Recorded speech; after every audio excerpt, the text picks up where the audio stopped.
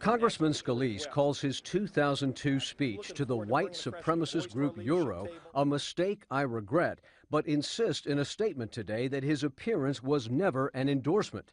These groups hold views that are vehemently opposed to my Catholic faith, he says, and I reject that kind of hateful bigotry.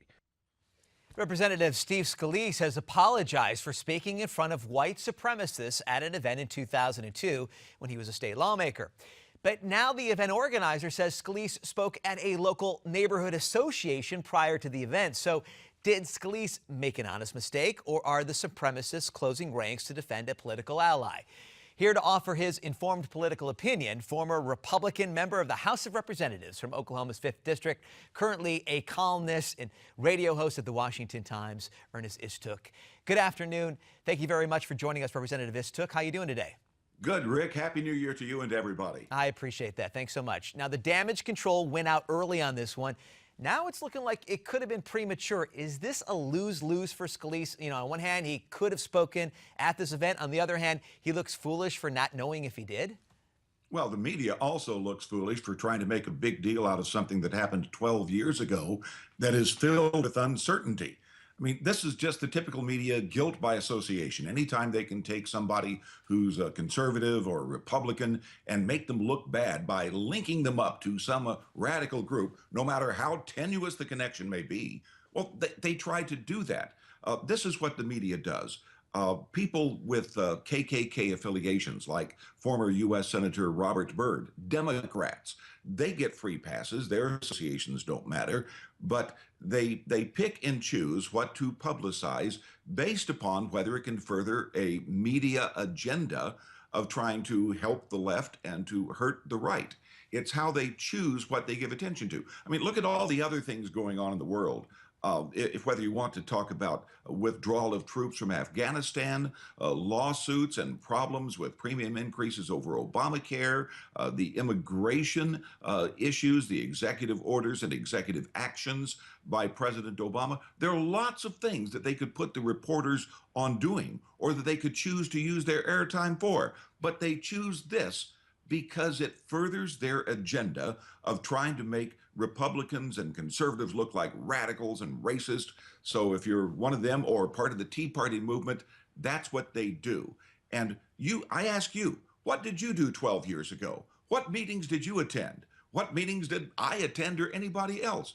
Nobody can know for sure, and especially when these meetings were at the same hotel, evidently in pretty adjacent rooms, organized by the same person. Sure, you can make an honest mistake about which meeting was it that I actually spoke with. Well, we choose right now to put our airtime to talk a little policy with you, in particular education policy.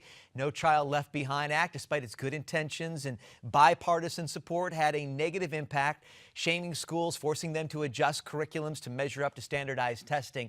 Now, the GOP plans to rewrite the act, potentially rolling back the federal role in education and triggering national blowouts over standardized tests and teacher training. Should Congress be looking to replace rather than rewrite the act? Well, Congress, it really doesn't matter that much what Congress is going to do, because the problem is in the federal bureaucracy.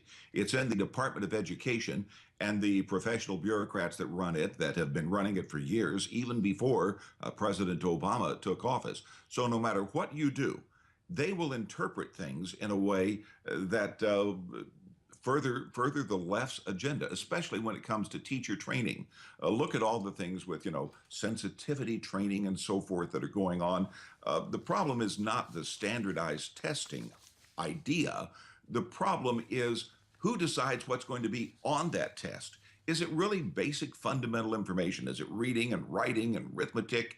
Is it American history, an honest version of American history, not rejiggered to fit the agenda of the left? That's the problem. And I don't think you're going to have any significant reforms made in that as long as President Obama gets to decide what he's going to sign or not, and his bureaucrats are going to be interpreting whatever Congress does. What about Common Core? Hearing a lot about that. Do you think that's something that we can address maybe in this upcoming Congress? Well, Common Core certainly can be addressed by the Congress, but I'll tell you, the only way really to get at it is through the spending process. Having spent 14 years on the House Appropriations Committee, I know the value of saying no money in this or any other piece of legislation or any other federal dollars shall be used for particular purposes. And you can use that through the spending process, the power of the purse, to control what they're trying to do on Common Core. Because Common Core comes from bureaucracy, not legislation. We could go on, and we are going to go on in this next segment, how the minimum wage will impact the rest of America.